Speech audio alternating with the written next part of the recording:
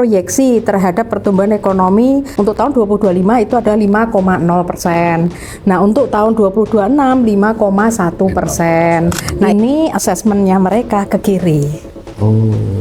Jadi lebih kuat nantinya tekanannya itu adalah memperlambat pertumbuhan ekonomi Indonesia. Kelas menengah itu menurun porsinya, dan kemudian petunjuk bahwa daya beli itu melemah itu kelihatan dari komposisi belanja masyarakat. Ternyata porsi food and beverage itu adalah dominan banget. Kita makin kaya, harusnya porsi makanan tuh makin dikit ya, Mas. Porsi nilainya mungkin bertambah, betul, tapi porsinya berkurang karena banyak beli mobil lah sama. Jadi resilient dalam arti ya 5% itu tidak buruk, benar, tetapi kan kita paham bahwa 5% ini nggak cukup untuk creating job. Karena kan dulu, Mas, itu 1% pertumbuhan ekonomi itu bisa menciptakan lapangan kerja itu lately itu 200 ribuan. Nah, jadi kalau misalnya saja elastisitas itu tetap sama 200 ribu, 5% kalikan 200 ribu kan cuma 1 juta. Padahal pertambahan lapangan kerja kita bisa 4 juta naiknya per tahun. Menggarisbawahi bahwa productivity growth remains weak with a shrinking middle class. Nah, kita tuh ekonominya besar, harus diversified supaya apa? Kalau harga komoditas jatuh atau apa, kita kemudian punya bantalan karena cukup banyak diversifikasi ekonomi kita. Ya, berarti apa kesimpulannya kalau proporsi turun tapi kemudian nilai absolut naik? Utang kita SBN naik besar banget gitu. Jadi lebih cepat naiknya utangnya daripada asing ngutanginya. Benar.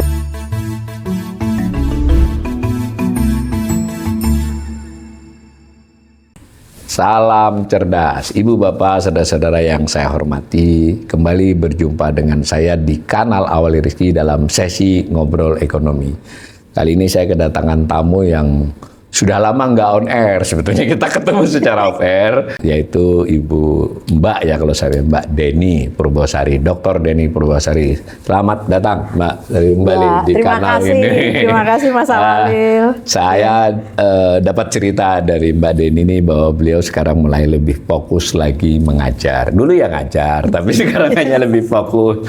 Kebetulan juga salah satu mata kuliah yang diampu tuh makroekonomi ya, Mbak. Wah, ini pas banget. Jadi mudah-mudahan kita bisa menggali dari beliau pandangan-pandangan terhadap terutama kondisi makroekonomi dari berbagai sudut. Nah, sedang rame ya dibincangkan oleh para ekonom. Media sih mengutip, tapi ekonom lebih serius lagi, yaitu laporan terkini IMF ya, International Monetary Fund. Nanti biar dijelaskan laporan apa itu, dan banyak dikutip berita, tapi kelihatannya kita perlu 1 atau 2 sesi terkait itu untuk lebih melihat apa sih yang dilaporkan oleh IMF, apa rekomendasinya. Lalu Mbak Deni sebagai ekonom ya kan komentarnya apa terhadap penilaian asesmen lah ya, rekomendasi itu. Jadi kita dijelasin dulu Mbak, laporan yang dimaksud yang baru-baru ini dirilis oleh IMF itu laporan apa sih sebenarnya? Silakan Mbak. Oke, ya Mas Awalil, pertama-tama makasih. Ya, jadi ini memang kanal literasi, karena itu saya pikir bagus kalau kita kemudian bisa membagikan informasi kepada para pemirsa tentang laporan yang disebut sebagai Article 4. Oh, ya. Article 4. Ya, jadi IMF itu semua member countries-nya itu selalu akan dilakukan review oleh IMF, karena itu bagian dari agreement. Semua member IMF akan direview oleh IMF per tahun. Nah, tentang kondisi ekonomi makro mereka itu masing-masing seperti apa. Kemudian ada spesifik detail isu yang kemudian diangkat. Kemudian diberikan assessment. Apakah kemudian risiko ekonomi makronya itu apakah lebih baik atau lebih buruk atau menurun gitu ya dibandingkan tahun sebelumnya. Nah, terus habis itu ini reviewnya karena setahun sekali untuk Indonesia yang spesifik akan kita bahas ini Mas, itu adalah review terhadap tahun 2025. Nah, sesuai dengan data yang disebutkan di IMF ini, staf itu melakukan review pada 30 Oktober sampai 12 November, sekitar setengah bulan. Setengah bulan itu di Jakarta. Terus kemudian ada yang di Singapura pada Oktober 28 sampai 29, kunjungan karena tim IMF yang datang itu datang ke Jakarta, tapi juga kemudian melakukan pekerjaan lah untuk compile, analisis, wawancara dan segala macam. Nah, ketika melakukan kunjungan ke negara masing-masing itu biasanya bertemu dengan yang disebut otoritas. Otoritas siapa saja? Otoritasnya adalah tentu saja yang pertama Bank Indonesia atau Bank Sentral, karena IMF kan mandatnya adalah untuk istilahnya lender of the last resort-nya global. Banknya bank sentral. Betul, kalau ada negara itu in crisis, kemudian neraca pembayarannya memburuk, itu kan kemudian mereka kalau butuh penyelamatan, ya akhirnya mereka akan meminjam kepada IMF. Nah, yang terakhir misalnya saja kita tahu misalnya kalau tidak salah Argentina, Pakistan, Sri Lanka, sebelumnya Yunani dulu pernah. Nah, jadi ketika ada krisis di balance of payment mereka, kemudian IMF akan menyediakan bantuan atau pinjaman untuk katakanlah mengatasi itu. Nah, karena itu makroekonomik risk-nya harus di-assess terus supaya kemudian sekaligus untuk supaya orang tahu lah, otoritas tahu ini, dan kemudian dipublikasikan Mas di website IMF supaya terbuka dan semua analis di pasar keuangan di seluruh dunia, seluruh ekonom manapun itu kemudian bisa melihat. Dan bagusnya adalah kita pun bisa membandingkan misalnya laporan kita relatif terhadap Malaysia, Thailand, Vietnam, Cina dan segala macam, India misalnya aja, mereka bagaimana versi IMF, jangan versi tidak IMF. hanya versi pemerintah kita. Betul, versinya gitu ya. IMF. Nah, jadi mereka setelah kunjungan, analisis dan segala macam membuat report, kemudian itu didiskusikan dengan otoritas. Apakah otoritas setuju dengan assessment? Ada sesi diskusi assessment itu sebelum dipublikasi ya? Sebelum, karena itu pada saat publikasi seperti ini selalu ada kemudian bagian misalnya fiskal, kemudian respon dari otoritas fiskal, moneter, respon dari otoritas moneter. Dilaporkan di dokumen. Betul, ya. Mereka misalnya mengiyakan analisis IMF tersebut gitu. Nah, ataukah mereka ada tambahan katakanlah penjelasan dari assessment IMF. Makanya gitu, disebut Mas. artikel konsultatif ya. Betul. Dicantumkan juga respon ketika dikonsultatifkan itu. Kira-kira jadi saya kira ini mau yang kan beberapa netizen kita ini sangat anti IMF. Ya silakan anti, tapi baca dulu dong supaya kita juga bisa ini. Nah, setiap tahun dan ini dilakukan tanggal 21 Januari dipublikasi ya kalau tidak salah untuk tahun 2025, dan ada prospek kedepannya ya Mbak yang disampaikan. Betul. Nah, lalu secara umum yang di state di laporan tahun ini itu apa, Mbak? Nah, ini kan hari Sabtu ya, Mas. Karena itu kita agak itu ya pikirannya. Hari Sabtu harus belajar. Jadi ini kan hari Sabtu. Laporan ini kalau tidak salah baru keluar sekitar 3 hari lalu, gitu ya. Terus kemudian benar, download dibaca. Nah, supaya teman-teman tahu ini untuk laporan ini 100 halaman. 100 halaman. Tapi kemudian yang intinya itu adalah 33 halaman di depan. Nah, di belakangnya dari halaman 34 ke belakang itu ada appendix, tabel-tabel, kemudian gambar-gambar, chart-chart dan segala macam yang mensupport dari penjelasan yang di atasnya 33 halaman itu. Nah, jadi di situ misalnya saja di laporan yang 33 halaman lihat appendix atau aneks yang sekian. Nah, ini itu bagus dong untuk mahasiswa yang sedang belajar S1, S2, nanti S3 mahasiswa pun. S1 saya awas ya. Kalian ini Waduh, ini berat ini. Ini harusnya bacaan orang S2 ini disuruh S1 sudah belajar. Bagus lah. Iya gitu Mas. Nah, terus jadi ini fresh from the oven dan di kanal literasi ini ya Mas ya, kita kemudian nanti belajar bersama-sama tentang apa assessment dari IMF terhadap ekonomi Indonesia tahun 2025 yang laporannya baru keluar 3 hari lalu. Nah, terus kemudian ini secara umum dulu ya Mas ya. Sebelum kita pergi ke detail-detail kebijakan fiskal itu di-assess seperti apa atau dinilai seperti apa oleh IMF, yang moneter gimana, financial sektornya gimana, satunya lagi adalah structural policy. Jadi ada 4 policy besar yang di-assess oleh IMF. Tapi bottom line-nya, yang pertama, IMF itu di tabel 1 ya teman-teman, itu dan selalu konsisten, itu memberikan proyeksi terhadap pertumbuhan ekonomi Indonesia tahun 2025 dan 2026. Karena 2025 walaupun sudah lewat, tapi kan kuartal 4-nya belum keluar Mas. Nah, jadi untuk yang ini, real GDP growth-nya untuk tahun 2025 itu ada 5,0%. Nah, untuk tahun 2026, 5,1%. Nah, itu yang dianalisis sampai kemudian mereka punya proyeksi 2027 dan 2028 masing-masing 5,1% dan 5,2%. Itu bottom line tentang pertumbuhan ekonomi. Di situ ada perinciannya di tabel 1. Tapi yang kedua nih yang menarik adalah yaitu assessment terhadap keseluruhan growth risk. Jadi mempertimbangkan fiscal policy, monetary policy, financial sector policy dan structural policy. Resiko dari pertumbuhan ekonomi Indonesia itu apakah ke kanan, apakah ke kiri, downward atau kemudian upward kan gitu kan. Nah, jadi ada down risk-nya juga ya. Benar. Ini assessment-nya mereka ke kiri.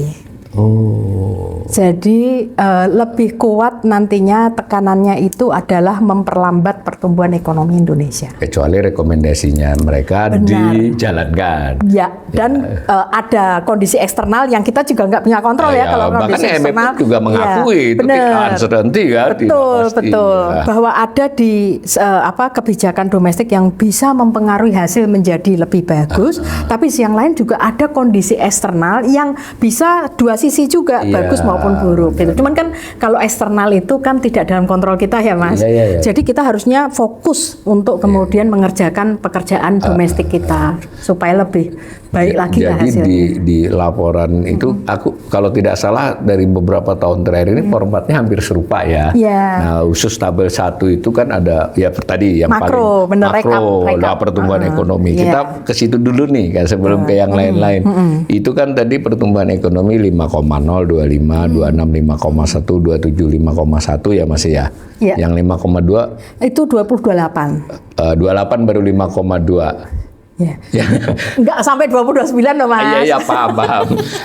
Sebetulnya angkanya ini loh, saya udah berusaha untuk melek karena ini untuk menghemat kertas kan saya terus kemudian ya printnya cuma kiri kanan ini. Buat Mbak Deni sebetulnya IMF itu kan selain yang khusus negara ini kan dia buat yang tiap 6 bulan, 4 bulan tapi outlook update data 6 bulan, Oktober nanti sebentar lagi April. Nah, yang di situ di all data, jadi mungkin ini karena saya mau bicara dengan mahasiswanya Mbak Dini juga, itu ada enak memang di IMF ini user friendly database-nya, ada data Excel-nya yang proyeksi ekonomi Indonesia itu sudah sampai 2030 loh Mbak.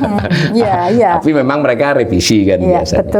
Tapi sampai sini saja dulu ini 5,2, artinya kan agak jauh nih dari maunya pemerintah 8,0 di 2029 kan. Itu masih ditambahin Mbak Deni, si IMF mengingatkan juga ada down risk-nya ini kan, benar nggak? Gimana Mbak komentar, tidak harus dari IMF aja, dari Mbak Deni juga, ini gimana membayangkan ini? Jadi nampaknya si IMF ini tidak, sederhananya, tidak seoptimis pemerintah Indonesia dong? Iya, IMF kan pasti di dalam IMF itu siapa kan 99,99% adalah ekonom. Dan itu ekonom dari sekolah-sekolah yang terbaik lah bisa dikatakan itu memang pinter-pinter banget. Nah, dan mereka ini kan spesialis untuk forecast menggunakan data yang beragam dan segala macam, dan setiap lembaga itu juga pasti mempertaruhkan reputasi ya Mas ya, dan mereka pasti juga tidak ingin membuat hubungan dengan home country atau itu buruk karena mereka membuat estimasi yang katakanlah melenceng sekali, itu kan ada reputational risk. Nah, jadi kalau melihat dari IMF ini memang kenapa sih kok kayaknya pertumbuhan ekonomi Indonesia gini-gini aja, 5% tipis gitu ya. Nah, ini kalau saya melihat tentu saja yang bisa membuat pertumbuhan ekonomi itu tinggi itu apa sih? Kan sebenarnya investasi ya Mas. Nah, kita tahu investasi kita kan belakangan pertumbuhannya di bawah dari pertumbuhan ekonomi. Padahal dulu itu lebih besar. Waktu di atas 6 harus lebih besar. Dulu lagi yang tahun 80 sampai awal 90-an itu bahkan double digit. Kita kemudian mampu untuk attract FDI, PMA, membangun industri yang gede-gede banget, yang benar-benar modalnya itu besar sekali dan jangka hidupnya itu 20-30 tahun kayak gitu. Jadi manufaktur skala besar seperti itu Mas. Nah, tapi kan lately kalau kita lihat investasi ternyata kan tidak tumbuh sekencang itu. FDI juga sangat kecil untuk ukuran ekonomi Indonesia seperti ini. Nah, sehingga yang terjadi adalah investasi tidak bisa pull economic growth. investasi justru melihat growth. Lah ketika melihat growth, padahal Cycle dia malah. iya, padahal di sini kita tahu konsumsi yang merupakan komponen terbesar daya beli masyarakat kan tidak meningkat signifikan. Real Diingatkan wage juga ya oleh laporan ini. betul, ya. ada analisis yang detail tentang kelas menengah Indonesia. Itu menjadi special ini box dari IMF yang melihat bahwa pertumbuhan ekonomi kita itu ya memang konsumsi kan lebih dari 50% ya Mas ya. Tapi persoalannya adalah di dalam struktur dari konsumsi itu sendiri, kelas menengah itu menurun porsinya, dan kemudian petunjuk bahwa daya beli itu melemah itu kelihatan dari komposisi belanja masyarakat. Ternyata porsi food and beverage itu adalah dominan banget, kembali kayak berapa tahun silam begitu. Karena kalau kita makin kaya, harusnya porsi makanan tuh makin dikit ya Mas. Porsi nilainya mungkin bertambah, betul, tapi porsinya berkurang. Karena banyak beli mobil lah sama. Exactly. Ya bersandar jadi. Nanti kita bisa lihat bahwa ternyata belanja untuk transportasi yang itu termasuk mobil, motor, BBM dan public transport of course itu ternyata menurun. Porsinya. Yang semula itu gemuk itu kemudian lama-lama menurun. Sedangkan food itu and beverage itu adalah gede sama personal care. Personal care itu sabun, sikat gigi, pasta gigi, deodoran, pembalut, pampers yang seperti itu Mas. Udah itu, jadi lifestyle soalnya. sudah kebutuhan pokok, nggak bisa dikurangi lagi. Iya. Nah jadi sekarang yang meningkat itu memang itu di bagian personal care, tapi kemudian yang tadi makanan itu unfortunately itu sudah ada tanda-tanda naik Mas. Jadi porsi dari konsumsi kita kembali kayak dominasinya makanan itu persentasenya kok naik lagi gitu. Semestinya lebih banyak ke pendidikan, ke rekreasi atau kemudian kesehatan yang orang mengkonotasikan itu dengan belanjanya dari kelas menengah. Gitu. Kalau banyak makanannya, makanya itu dapat biasanya, special attention ya di sini ya. Ya, karena kalau kayak gitu Mas bisa bayangkan kalau Mas kemudian investor atau pebisnis melihat daya belinya gitu, Mas bikin usaha enggak? Ya pasti ngerem, wait and see. Itulah investasi bukannya lead pertumbuhan ekonomi, tapi melihat pertumbuhan ekonomi yang itu ya daya beli. Nah, jadi ini harus diputus circle itu dengan lewat salah satunya yang direkomendasikan adalah tentu saja ada structural reform, kemudian fiskal yang lebih ini produktif seperti itu, high quality lah ibaratnya disebutkannya seperti itu. Efisien dan efektif kalau bahasa Indonesianya. Benar. Kualitas jadi, bagus ya belanjanya. Iya betul. Jadi kalau kenapa kok pertumbuhan kita seperti itu? Pertumbuhan butuh investasi kita itu ya stagnan lah kalau enggak melemah pertumbuhannya landai. Betul. Nah, terus kemudian quality dari investasi sendiri Mas itu majority untuk konstruksi, kemudian untuk building, untuk equipment dan segala macam. Sedangkan investasi ya sifatnya property, rights, produk kayak software, R&D, kemudian yang berbau teknologi Mas itu ternyata tidak tinggi, tetap aja kayak 1%, 2% dari keseluruhan. Jadi yang kita harapkan itu bukan buildingnya, tapi substansinya, cara-cara supaya kita kemudian lebih efisien.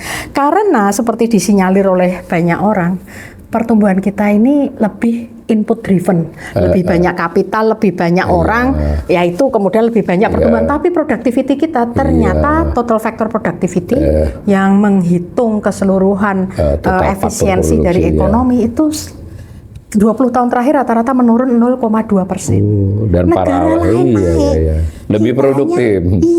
Turun. Artinya apa? Kita tumbuh karena kita setor lebih banyak sumber daya alam, tenaga, modal, hasilnya ikornya kan begitu Mas. Begitu. Jadi yang diharapkan dengan sumber daya yang sama hasilnya lebih besar.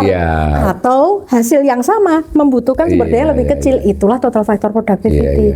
Nah, ini data dari ASEAN Productivity Organization (APO) itu menunjukkan 20 tahun terakhir itu justru per tahunnya kita turun minus 0,2%. Kalau dikumulasikan, Mas, itu berdampak sekali. Berdampak sekali. Nah, karena itu pertumbuhan kita segitu-gitu aja. Artinya ini memang boleh nggak saya mengatakan kalau dari sisi proyeksi itu si IMF kan melihat usually semua as usually jalannya ini kan dengan perhitungan begitu kita business as usually. Nah terus kan bisalah disebut resilient, tapi kan resilient itu berdaya tahan, termasuk tahan untuk tumbuh segitu-gitu saja. Ini versi saya ya. Tapi kalau growth-nya belum, growth yang melompatnya itu belum kelihatan kan. Betul. Nampaknya nih IMF ini belum melihat peluang kita untuk melompat, untuk kita resilient dia puji. Bener nggak saya nangkap begitunya, Betul. Mbak? Jadi resilient dalam arti ya 5% itu tidak buruk, benar. Tetapi kan kita paham bahwa 5% ini nggak cukup untuk creating job. Karena kan dulu, Mas, itu 1% pertumbuhan ekonomi itu bisa menciptakan lapangan kerja itu 400.000 orang. Tapi lately itu 200 ribuan. Nah, jadi kalau misalnya saja elastisitas itu tetap sama 200.000, 5% kalikan 200.000 kan cuma 1 juta. Padahal pertambahan lapangan kerja kita bisa 4 juta naiknya per tahun karena kita bonus demografi itu. Dan yang sangat penting ini, Mas, ini 5 tahun ini menjadi sangat kritikal karena Indonesia akan demografi bonusnya kan makin lama makin habis. Penduduk kita akan lebih banyak nanti dominasinya sama usia-usia kita ini. 5 tahun lagi kan kita tambah putih lagi nih, Mas. Nah, terus saya sengaja gundul biar nggak kelihatan putihnya. Terus habis itu sama yang terlalu muda yaitu anak-anak. Nah, sehingga usia yang penduduk usia kerja itu kemudian kan proporsinya nanti bisa lama-lama akan menurun-menurun. Nah, takutnya kita nggak cukup equip dari anak-anak muda yang sekarang mungkin adalah usianya adalah 18, 15 itu untuk kemudian secara ini ya, Mas, ya, karena itu tadi productivity itu tadi. Jadi perlu investasi lebih banyak teknologi yang membuat kita itu bisa bekerja dengan hasil yang lebih besar gitu. Jadi kalau dilihat rinciannya itu memang ya soal investasi diulas cukup banyak, lalu soal konsumsi diulas lebih banyak. Di soal investasi tadi seperti sebagian sudah dijelaskan oleh Mbak Deni, tapi kalau saya nggak salah, saya kebetulan lihat sekilas juga, salah satu yang dia tekankan agar investasi ini minimal seperti yang diproyeksikan, dan kalau mau didorong ke arah, kan dia kutip juga tuh, dia sih oke saja dengan target 8% ya, tapi ini perlu gini-gini. Nah, salah satu yang saya lihat di garis bawahi juga untuk mendorong investasi ini, IMF sangat menyarankan peran swasta yang lebih besar, benar nggak, Mbak? Benar. Jadi di sini kan setelah tabel yang merekap tadi, kemudian kan ada kayak semacam summary dari 4 kebijakan itu. Terus kemudian apa sih? 4-nya dijelasin dikit, Mbak. Ya, jadi di halaman 1 ini kan rekapnya, tapi ini saya lebih baik lihat yang halaman demi halaman ya, Mas, karena detailnya banyak dan sangat sayang nih kalau kemudian kita lewatkan. Poin Mas tadi itu benar. IMF ini saya sebutkan apa adanya ya, bahwa menggarisbawahi bahwa productivity growth remains weak. Nah, terus with a shrinking middle class. Nah, jadi tadi yang Mas, kemudian juga ini establishing a dynamic and diversified formal private sector.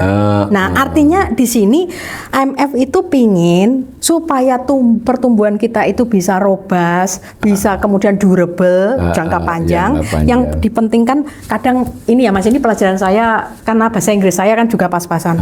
Saya selalu mengajarkan sama mahasiswa saya literasi, yaitu apa? Hati-hati dengan adjektif. Di sini adjektifnya itu adalah dia bilang dynamic dan diversified formal private sector. Jadi private sector itu siapa? Yaitu perusahaan dan rumah tangga. Ya kalau kita circular flow ya Mas. Circular pengantar ekonomi. Mahasiswa saya semester 1 ya.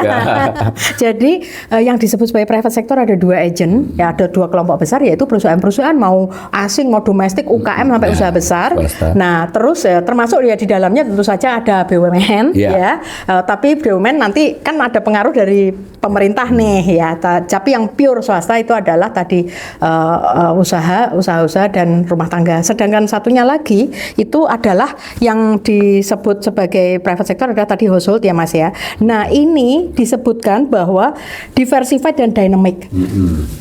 Dynamic, apa sih artinya dynamic? Sebagai seorang guru ekonomi, saya mengatakan dynamic itu adalah yang itu lentur, yang itu kemudian saling bersaing, in out itu terjadi. Jadi kan ada free entry, free exit ya Mas.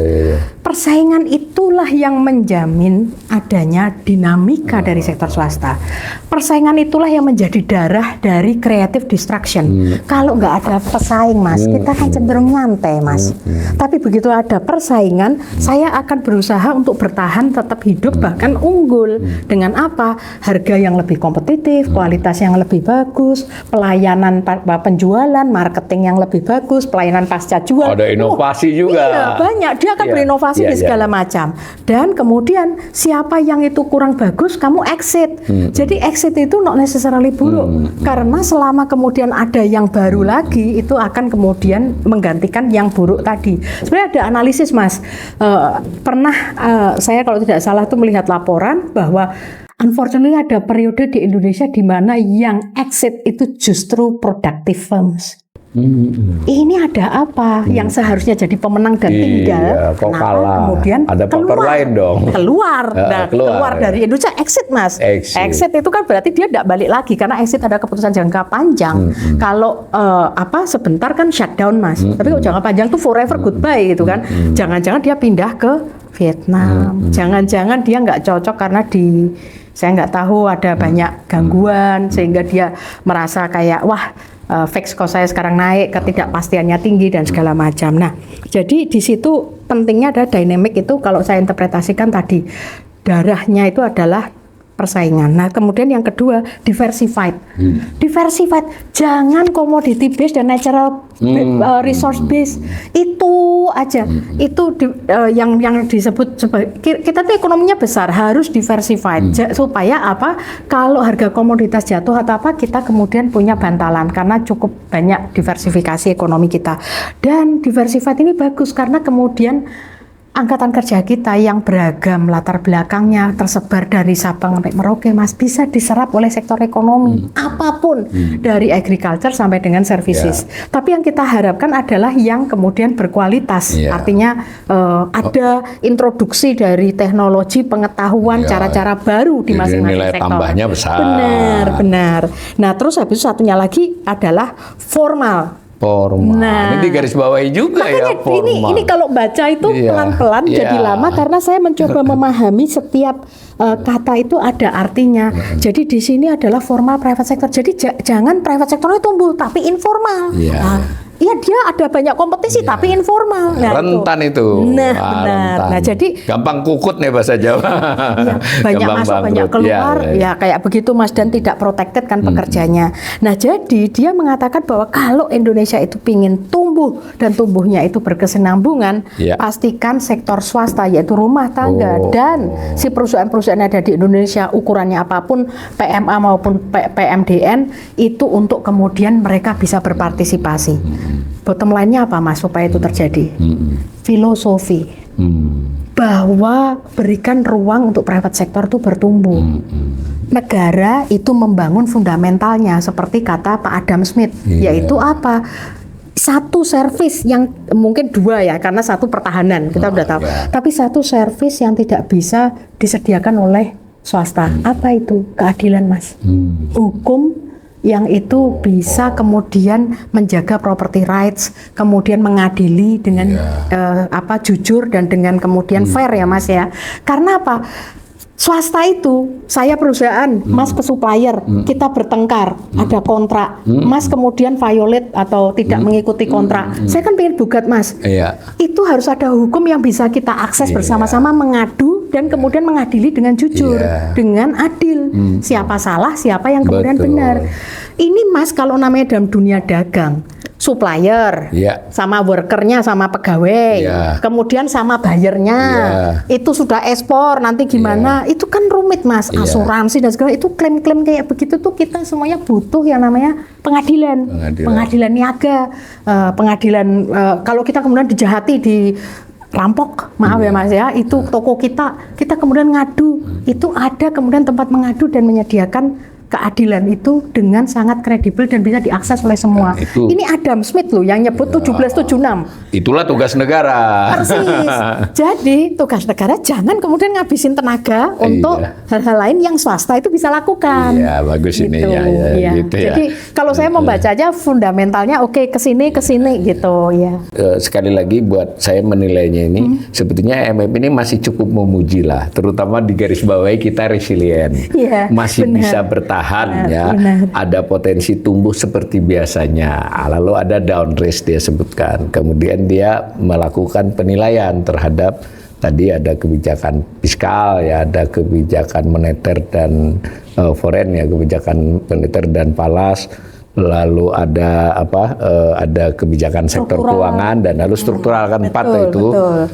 Bahwa yang empat-empatnya ini dalam konteks menjelaskan proyeksi dia kan, sehingga dia bisa naik atau turun ada kaitan dengan rekomendasi. Nah, saya mau fokus tuh di rekomendasi dia itu yang kelihatannya menurut Mbak Deni sebetulnya memberi isyarat itu down risk yang perlu benar-benar dicermati. Apa itu Mbak? Karena saya lihat salah satunya fiskal loh. Dia bilang kalau saya kaget itu saya baca itu bahwa dia kalau bahkan dalam jangka pendek dia sangat menyarankan agar pemerintah lebih prudent. Bener nggak saya bacanya nih? Iya. Saya bahasa Inggrisnya lebih pas-pasan daripada ini. Gimana tuh Mbak? Ada ChatGPT. Ya oke. Gimana Mbak? Ini ketika saya baca assessment Mas itu benar bahwa IMF itu dalam laporan ini memberikan banyak sekali catatan dan agak panjang lebar tentang fiskal Mas. Ya agak di luar biasanya itu ya. Plus ada tulisan tentang Danantara Mas. Oh ada ya, saya belum sampai situ. Jadi ini nanti kalau langsung ke fiskal nanti kehilangan ini frameworknya. Kerangkanya dulu yang jadi di halaman yang depan tadi IMF itu menjelaskan tentang GDP itu kontribusinya dari mana saja dan tentang tadi ada assessment dia tentang kelas menengah Indonesia dan pekerjaan mereka itu apa. Itu terutama terkait konsumsi ya. Ternyata Mas, memang kelas menengah itu selain proporsinya menurun, jenis pekerjaannya yang blue collar itu menaik. Kelas menengah loh Mas. Pindah dia dari white collar ke blue collar. Benar. Terus sudah saya itu contohnya Mbak kayaknya. Saya sudah mulai kerja blue collar ini. Ini Mas, itu kemudian ada gambar nanti bisa ditunjukkan.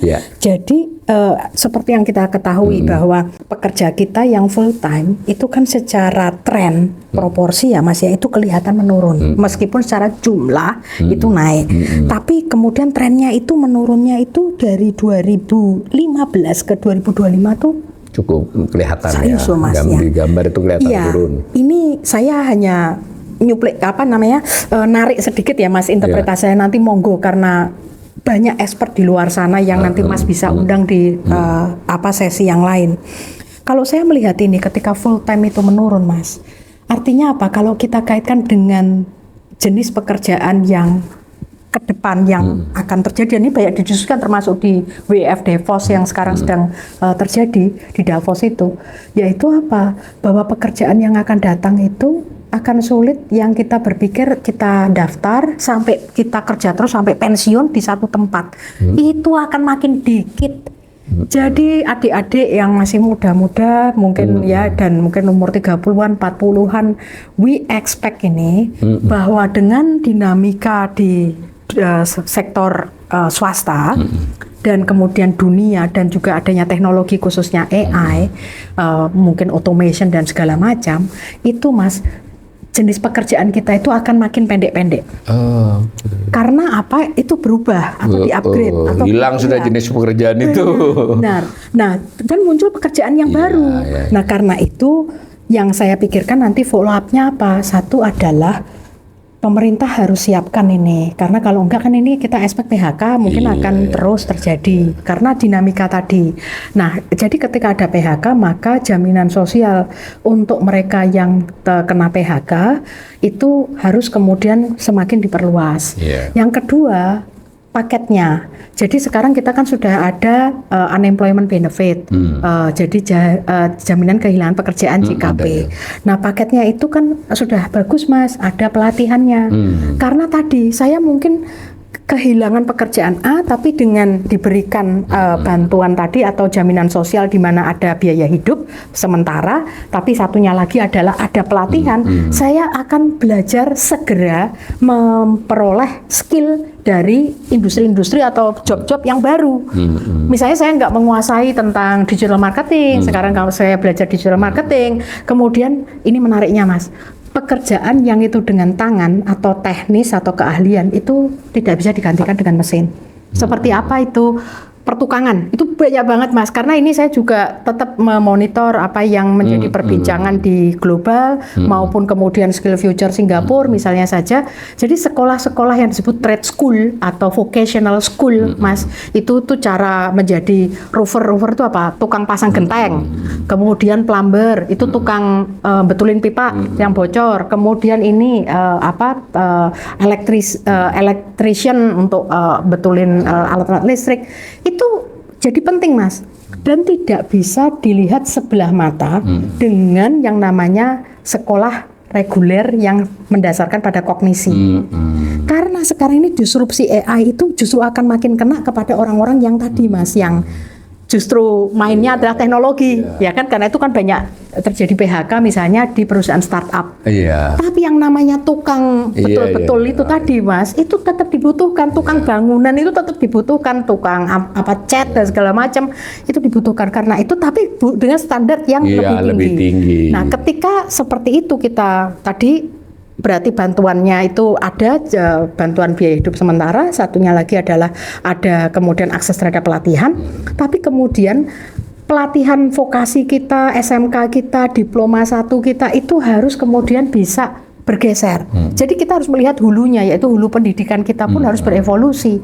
Karena kalau tidak dunianya berubah, kita masih mengajarkan dengan cara yang sama, ilmu yang sama. Kasihan anak-anak nanti, dia tidak akan siap untuk kemudian dengan dunia baru yang semakin dinamis. Setidaknya itu membuat mereka itu ngerti bahwa tantangan di sektor ini adalah trennya adalah seperti ini dan equip dengan beberapa tools yang itu praktikal. Supaya nanti kalau lulus kamu ngerti lah yang seperti ini, dan pas dia masih kecil atau masih di pendidikan dasar atau menengah itu diajari bagaimana caranya kamu belajar.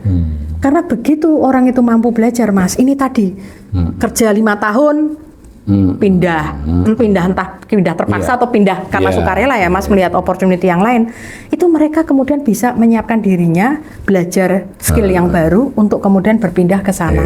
Karena ini akan seperti ini terus Mas dunianya, jadi akan semakin pendek. Jadi kemampuan belajar itu yang harus diadaptasi ya. Jadi itu Mas, dan ini tidak hanya itu, kalau kemudian pendidikan vokasi maupun pelatihan vokasi kita itu bagus Mas, lulusannya apalagi itu tadi sudah standardized internasional, ini juga bisa kemudian mereka menembus pasar internasional menjadi pekerja migran Indonesia. Migran tapi dengan kelasnya skill. Benar, ya. Karena kemudian ya misalnya saja sertifikasinya itu direkognisi sama negara luar. Karena negara luar aging Mas. Dan namanya tukang tetap tukang Mas. Suster tetap suster. Caregiver atau kemudian terapis ya. Orang-orang tua keceklek, jatuh atau apa gitu, olahraga dan segala macam seperti itu. Nah, ini sedikit ditur tentang pendidikan Mas, karena di sini juga disebutkan tentang investasi pendidikan itu semestinya seperti apa. Pendidikan itu kan sebenarnya 4 ya Mas ya. Satu adalah literasi. Jadi orang itu pokoknya bisa literasi sehingga itu nanti cabang-cabang keahlian yang membutuhkan literasi, walaupun semua butuh literasi, tapi ada yang spesifik itu membutuhkan literasi yang lebih daripada yang lainnya. Kedua adalah berhitung dengan segala macam itu dengan teknik. keterbatasan apapun tetap orang harus bisa berhitung. Iya, berhitung. Nah, kemudian yang ketiga itu adalah art, Mas. Seni. Yang keempat ada sport. Oh. Jadi orang itu kan tidak semuanya di Gebiahuya harus pintar semua. Iya dong. Tidak di Gebiahuya semuanya jagoan puisi atau menulis atau copywriting yang hebat gitu ya, atau membuat drama atau skenario K-pop kayak gitu misalnya yang levelnya kayak gitu, yang sangat kreatif kayak gitu. Tapi ada orang yang jagonya sport, ada orang yang jagonya adalah art. Bagaimana negara bisa memfasilitasi anak-anak ini untuk kemudian mereka mengejar passion mereka itu dan menjadi really good at di situ. Jadi nggak semuanya diseragamkan kayak begitu. Menurut saya itu ke depan, karena itu bisa jadi jalan hidup mereka dan kemudian yang namanya definisi kesuksesan saya pikir kan masing-masing nih tadi untuk yang empat itu. Jadi tidak diseragamkan semuanya adalah materi gitu. Itu saya pikir kita harus bergerak kalau misalnya semakin pertumbuhan ekonomi kita naik apalagi punya mimpi besar menjadi negara maju, saya pikir pendidikan ini harus banyak reformnya. Ini tantangannya luar biasa. Nah, ini satu di situ, Mas. Yang kedua, contribution to headline inflation yang tadi saya sebutkan, Mas. Ternyata tadi ketika daya beli itu dari kelas menengah menurun, itu bahwa ini saya tulis back to basic, jadi food sama personal care, tapi yang long term kayak rumah, elektronik, rumah, AC dan kulkas segala macam itu, Mas, plus transport seperti mobil, motor dan kemudian itu menurun, Mas. Nah, jadi yang naik itu adalah food dan personal care tadi. Nah, ini juga kemudian dari proporsinya juga ternyata lebih tinggi dibandingkan tahun 2021 bahkan, Mas. Share makanan. Ini kan agak memprihatinkan karena 2021 kan zaman Covid ya, Mas ya. Ya, ini sudah zaman tidak Covid, jadi ini mestinya lebih kaya harusnya kita proporsinya foodnya lebih sedikit. Nah, baru kemudian external position, Mas. External position ini dia kan memotret dulu nih tahun 2025 kayak apa, nyebutin karena account-nya Indonesia itu defisit ya. Kemudian yang kedua financial account kita itu ada net equity outflow. Nah, itu juga itu keluar dan bahkan lebih gede daripada FDI inflow kita kan, Mas, sehingga financial account kita kan defisit. Nah, lebih banyak modal keluar daripada yang masuk. Akibatnya apa? Kurs kita cenderung melemah. Benar. Nah, itu. Nah, terus habis itu dia nyebut IMF ini sampai ngerti kemudian kita ada yang disebut sebagai social demand paket fiskal 854 yang itu karena ya ada social interest di situ. Nah, ini kan terkait dengan sebenarnya demonstrasi Agustus 2025 yang menyebabkan ada tekanan IHSG waktu itu, tapi kemudian ada buyback yang itu kemudian bisa membuat pasar saham kita kemudian menjadi lebih baik. Yang lain dia nyebut bahwa terkait dengan cadangan devisa. Nah, untuk cadangan devisa dia nyebut di sini bahwa dia memuji sebenarnya bahwa ada SRBI, Mas, karena SRBI itu instrumennya surat utangnya Bank Indonesia. Yang itu kemudian Bank Indonesia intinya itu adalah si rupiah itu kemudian dikeluarkan si dolarnya kan supaya kemudian tidak terjadi jadi caranya adalah gimana caranya supaya dolar itu tidak pergi dikonversi. Nah, itu kemudian BI jualan SRBI ini, dan ini kemudian gunanya adalah untuk menurunkan yield curve jangka pendek gitu. Cukup dipuji ya langkah itu ya. Iya, dan attract FX inflow. Jadi itu supaya orang itu beli. Cuman kan ini kan pasti ada ongkosnya karena kalau supaya membuat falas orang itu kemudian masuk jadi tukar ke rupiah, itu kan pasti lihat suku bunganya berapa. Lah BI kan harus bisa mengelola di itu. Indonesia dapat apa? Betul. Nah, terus ini, Mas, menurut saya ini sangat penting untuk dicermati, yaitu tentang foreign ownership dari SBN tradable dalam negeri. Tapi yang dipegang sama asing. Ya, SBN rupiah yang dipegang asing. Benar. Bahwa persentasenya menurun. Ya, kita kan mungkin berarti kita makin independen nih. Tapi Ya. persentasenya tuh turun banget loh Mas. 2020 itu hampir 40%. Oke. Sekarang ini yang dia melakukan assessment di bulan September atau apa itu sudah di bawah 15%. Ya. Tapi, ini ada tapinya. Ketika dilihat dari nilainya, ternyata meningkat, Mas. Oh, masih meningkat. Meningkatnya gede, Mas. Ini kalau dilihat itu meningkatnya kayak begini. Iya, Nah, jadi ini harus dilihat berarti apa kesimpulannya kalau proporsi turun tapi kemudian nilai absolut naik. Utang kita SBN naik besar banget gitu. Jadi lebih cepat naiknya utangnya daripada asing ngutanginya. Benar. Untuk SBN ya. Jadi itu kan berarti base-nya, angka pengalinya itu kan berarti gede banget Iya, ini. iya. Berarti asing sudah pegangnya sedikit dikalikan satu yang Iya, gede, makanya persentase, nilainya masih iya. gede gitu. Harusnya kalau ininya sama kan nurun terus, tapi ini enggak, ini naik terus.